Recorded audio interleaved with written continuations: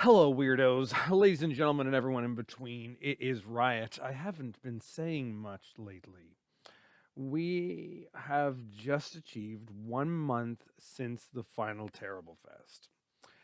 Even on my Facebook, it still has just an ad for Terriblefest. So I haven't let myself think too much about it, but gonna make some announcements. We had a great turnout. Every seat was filled, both nights. Even pretty close for the last film. The last film was really like for hardcores to be slapped around a bit with. But everyone was enjoying it. So thank you, all you weirdos. One of the best things is that I get a lot of strangers each time, which does mean that I'm gaining some notoriety out of it, even that I've now stopped. Because a lot of this I did for friends. And timing just doesn't work out, life doesn't work out, things change, whatever. But so I don't know how to work for a mass public. I think about things like the Instagram page or my YouTube page, and I would never hit any type of successfulness out of them, mainly because I'm a middle aged man who's into dumb shit. But I do have the ability to speak to people on a specific level. Those who are into that shit listen and they get to know about that. So I'm happy with that. There's lots of different things we could do to get more notoriety and get marketing out there. But if it's not for the things that I either want to do or not because you guys like it, but because we connect with clickbait things or connect with other famous people or use some play on the algorithms and things like that, that doesn't matter because I'm not going to make any money off of this. This isn't a job. And I've barely achieved to be surviving on those in the last little while. Right now, my life exists to connect with those weirdos out there. And a lot of these weirdos I find, I don't like either. It's true. What are you laughing about? But so, it's a funny thing. You get people in the independent film world and they want it to be a job. Or they just, as much as they talk the talk, that, yeah, we're the underground, we're the no budget, they really want it to be something that will lead them into a job. And to be a job, man, then you're working for somebody else. And at that point, you got to suck it up and you can't be that punk rock. I can be successful and be punk rock. Honestly, no, you can't. You can be happy and punk rock, and you can be successful within the group that you wanted to. But if you want money out of it, you got to hit a mass level. There's not enough money to go around these days. So you've got to go all over and you've got to then appease to other people. And there's nothing wrong with that. There's absolutely nothing wrong with that. I went to see Thunderbolts this week and I loved it. And all my other film nerd friends were like, another fucking Marvel movie.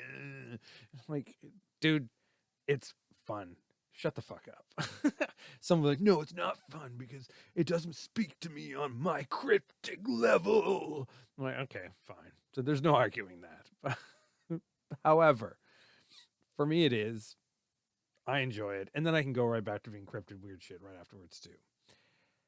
In general, though, I just want to have fun. I want to have a party. And what the funny thing is, I also realize I don't like hanging out with drunk people and high people and stuff like that.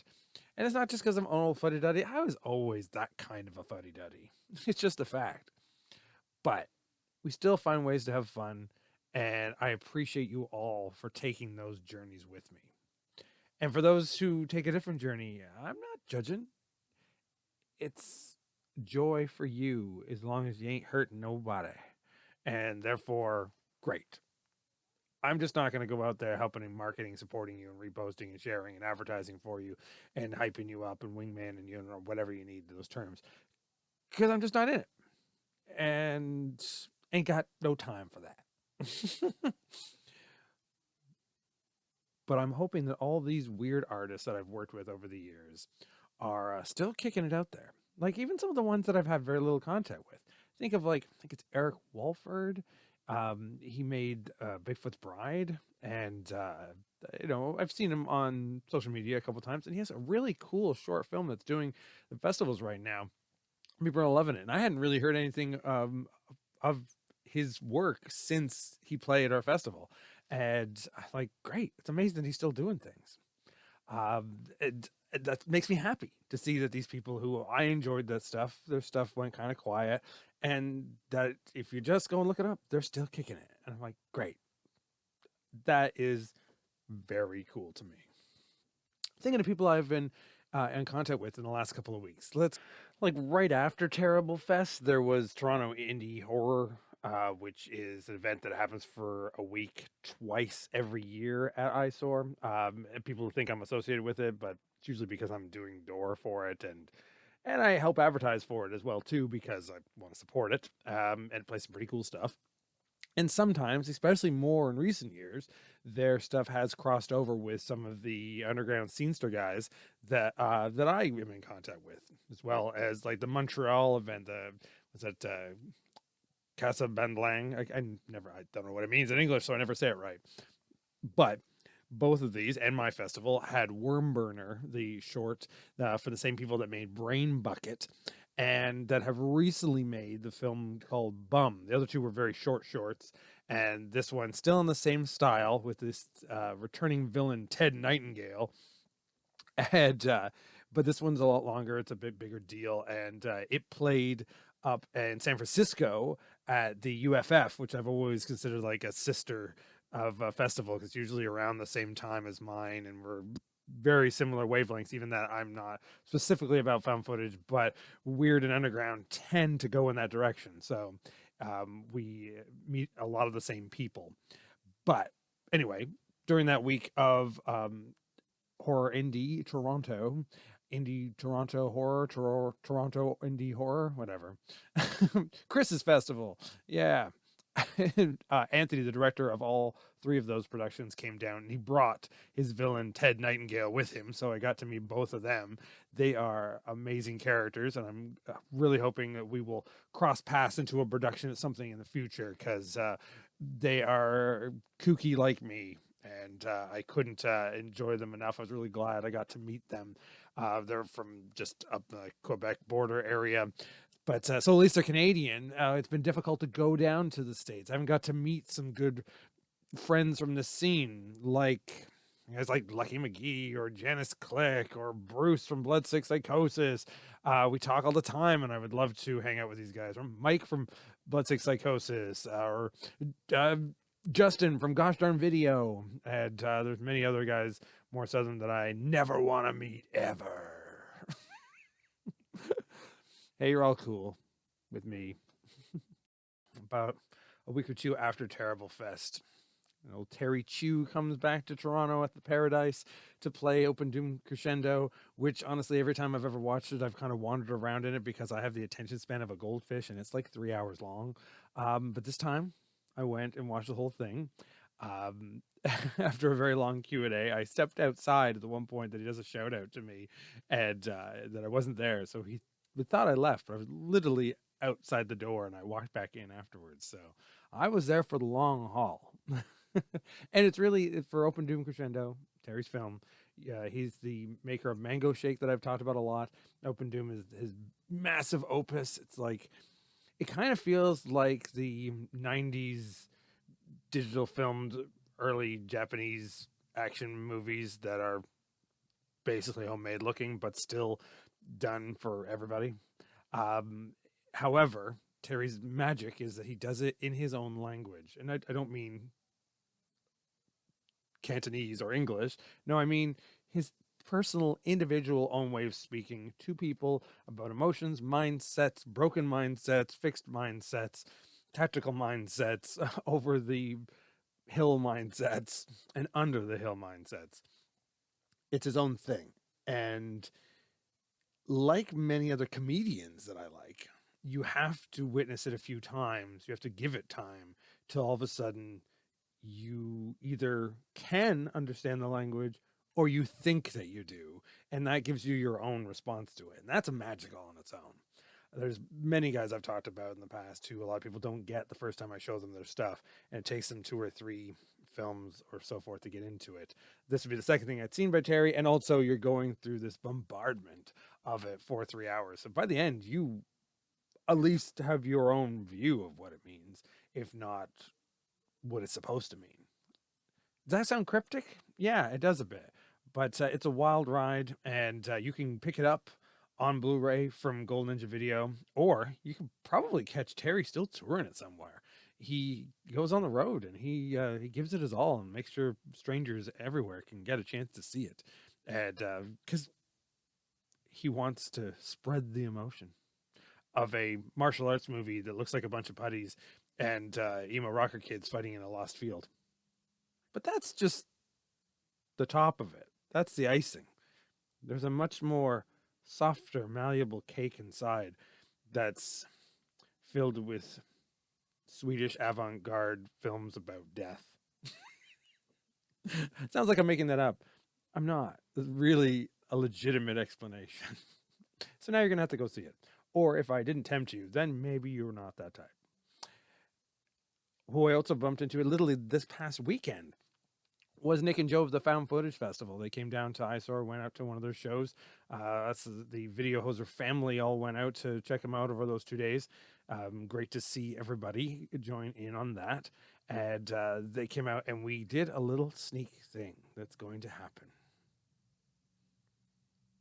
Love that Jess of the Opinionated Lutches took a picture of Morgan taking a picture of me filming Joe and Nick for something. What is that? It's a literally only 5 seconds shot, a cameo that they will now have just because they're about to leave. We were hanging out and I was like, oh, wait, I just thought of something. Quick, let me get a sword. And we're adding that into LilBastard.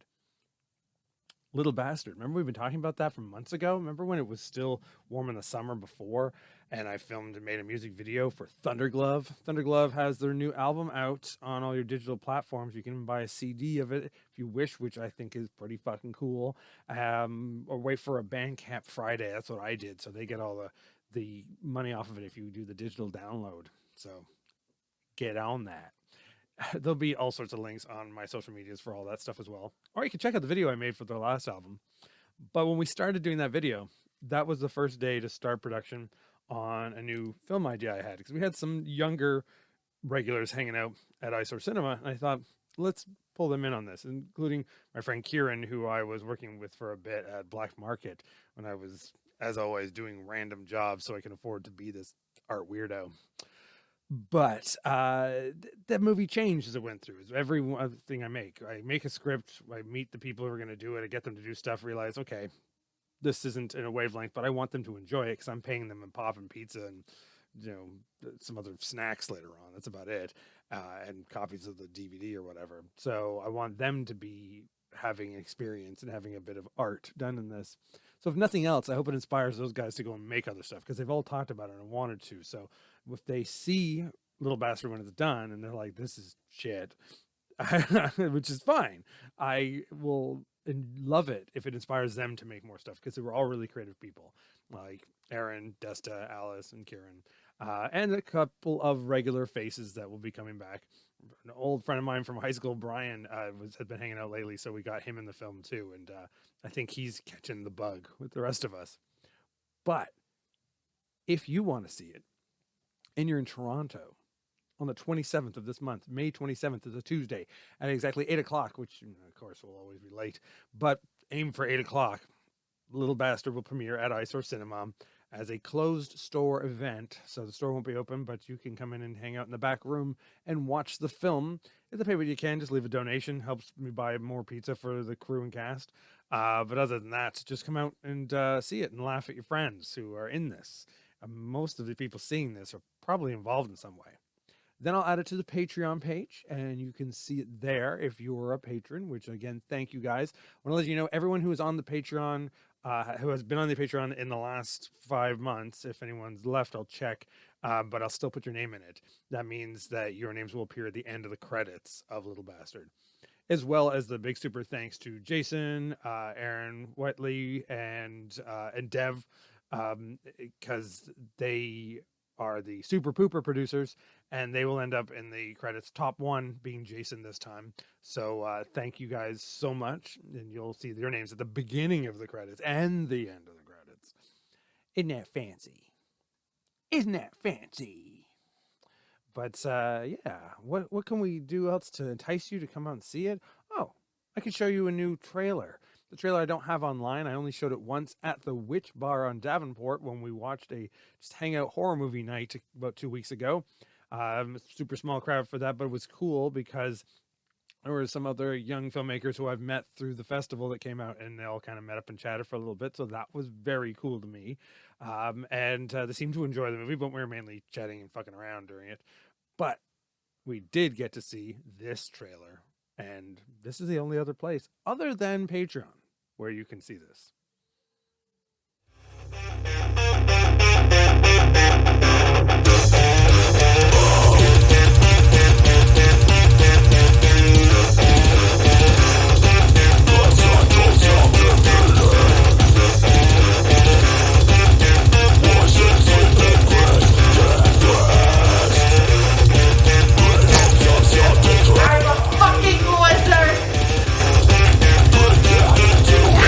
I think he got rats too. He's probably taking a shit. That's so cool. It always ruins my fun. It ruins my stomach.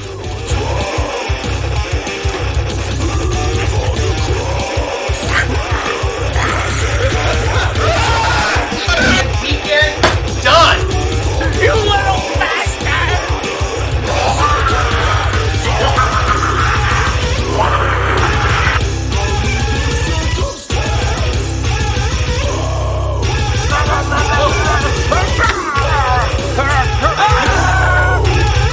What the fuck is going on? What the fuck is going on? Ew. Ew. It's finally ready. But first, I need to take a shit. Beware the little bastard. So it's not because of the music. The music was made by a band. I don't know if anyone thought that's why I'm hiding it or something. Like I was using stolen music. That music appeared in Personal Space Invader 2 with a band called Vices. And the lead guy of that was a guy called Max. And I knew him back around 10 years ago when Eyesore was on Queen Street. And when we moved, I hadn't seen him again. I believe he'd moved out west for a bit. And I realized last year that he had passed away during the time that we had not seen him. So I just thought I would check out some. He had Eyes Without a Face and Vices were two of the bands that he had in Toronto back then. So I was listening to some of the stuff that I had of his. I've used a song from both those bands in the first two Personal Space Invaders. I just thought I'd use one of the songs again. I think it was called Organ Grinder or Church Organ Grinder or something.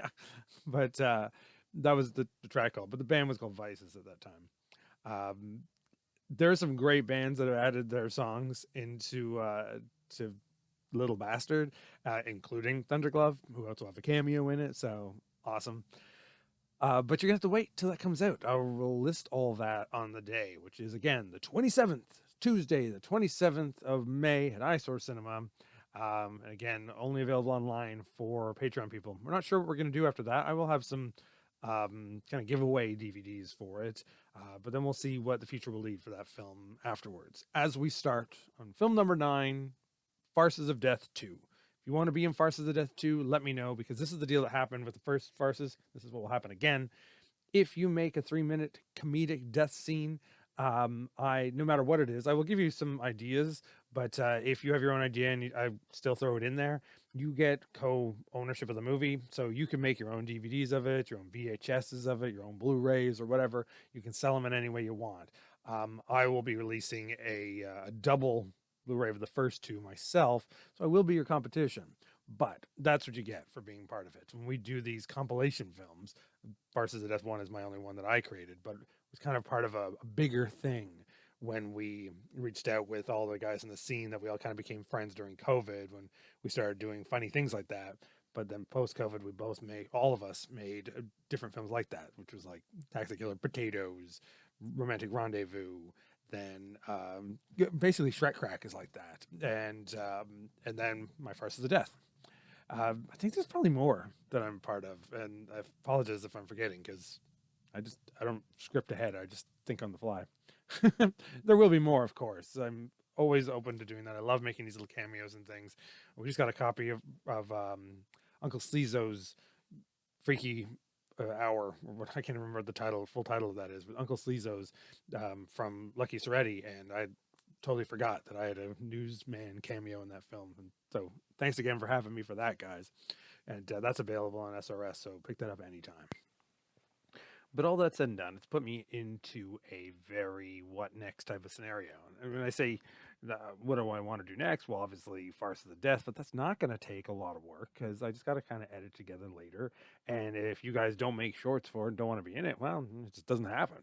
But I do have a wraparound story, of course. I did have in the last one, and I will have again in this one. But that's to be seen for when it happens. So you're all surprised by it. Is there a 10th film in me?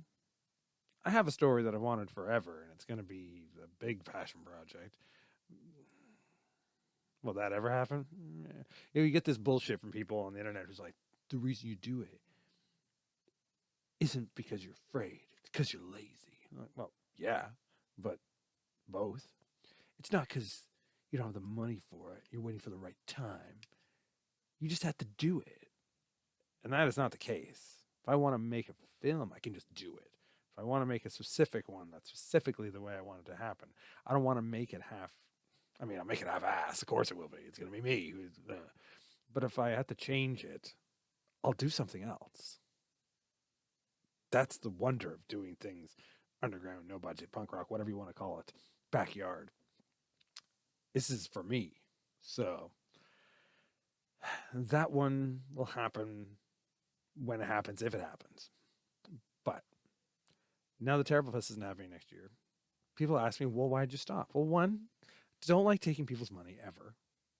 I'm the only person part of it. People do want to help, but then they don't want to be involved in marketing or advertising it. They don't want to be involved with being part of it. Like actually choosing and going on for the Jason helped a lot this year. I've always got one person who kind of wants help for a bit for it, but people don't know what to do, and I don't necessarily know what to tell them what to do. And also, unless I can properly pay them, I shouldn't be getting them to do anything. So it's been a one-man game, basically. It's been in a small place. Eyesore is great. I support it for all its punk rock stuff that it does for it. But it isn't quite fitting for what that needs it to be. Though if I went somewhere larger, then again, I'd be taking loans or having advertisers and I'd be playing other people's games. So I couldn't be quite as disgusting and as terrible and as ridiculous and as, I guess, punk rock backyard do it yourself as Terriblefest is and for what it stands for. So maybe I'll end up doing something else. Maybe something in between. I am totally game for meeting ideas in the middle. But not everybody is. We have met some fucking crazy people along the way. Fucking crazy and great. Fucking crazy and bad, too. But I ain't here for playing that game. Not anymore. I don't think I ever really was. I was just willing to do it before. I'm not anymore. So, we'll see. There is no opening on Film Freeway now for submitting films to Terriblefest because it is closed, because there will not be a 2026 Terriblefest. Will I find things another way and ask people if they want to be part of it and just have it like a one-night thing, a crazy thing next year maybe? Probably. But it'll be something different. Right at the Movies will be here in many different forms. I haven't even really been doing videos that much. Morgan's been on his kick with his workout tape with Alex, and they're very fun. You go check them out. They're all linked in all of my social medias. And Morgan's doing his WOC thing, and we have stuff there. And I was kind of thinking we'd put the videos or stuff on his page just as another monthly or every 2 weeks show. So we don't have to work on the audience thing, because I don't put it in to make a new page have a new audience. But we just enjoy doing it. So we'll do it when we do it. And that'll happen whenever. But not as intensely as it has or could have been. So, what next? What to do? After LilBastard, I might say goodbye for a little bit. I'll have to figure it out. So it's neither one way or the other. But now that it has been a month since Terriblefest, my original thoughts was I wasn't going to ship out any awards. It wasn't going to be anything like that. The last one was just that and go fuck yourself. But there was some great stuff last year. This year, should I say. My big thought for the winner was going to be Spirit Riser. But after tallying up the responses from people and the reactions and the moment and the experience of the screening, the gold tape winner is going to have a gold tape mailed all the way to Japan. It is Girls Just Want to Have Kill.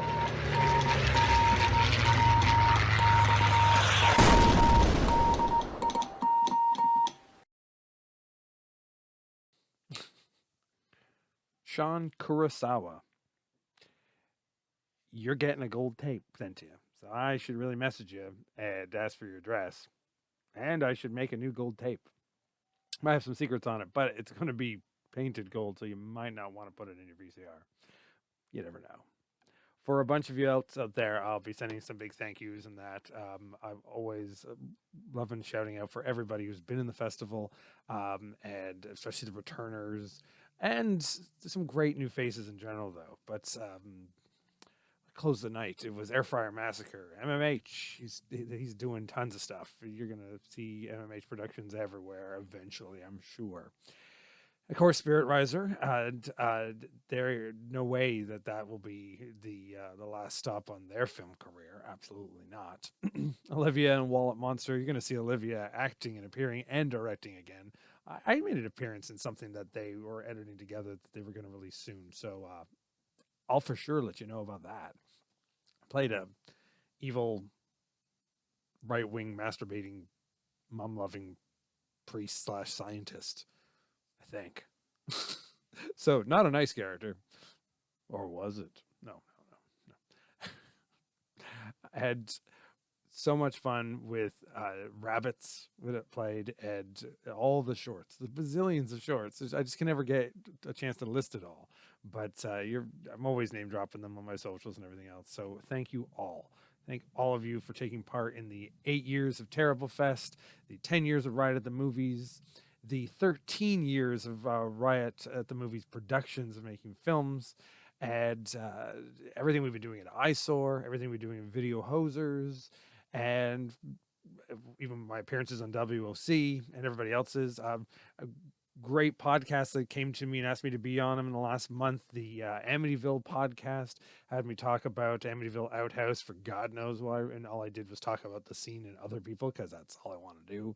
And John at the After Movie Diner and his new podcast PM Entertainment had me on when Wings Hauser passed away, so we could talk about Wings and the movie Art of Dying, which is incredible, and Wings will be missed.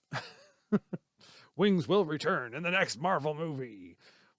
Thunder Wings. No, that won't happen. Maybe his son will be in there. Don't really like his show, but whatever. Thank all of you again for being part of this weirdness. That's why you guys are the weirdos. We will have new content starting next month for breakdowns, bloopers of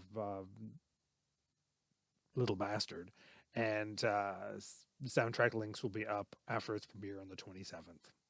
We will see you all soon. Thank you again for being weird. And I broke my thumb this week, so kiss my boo-boo better.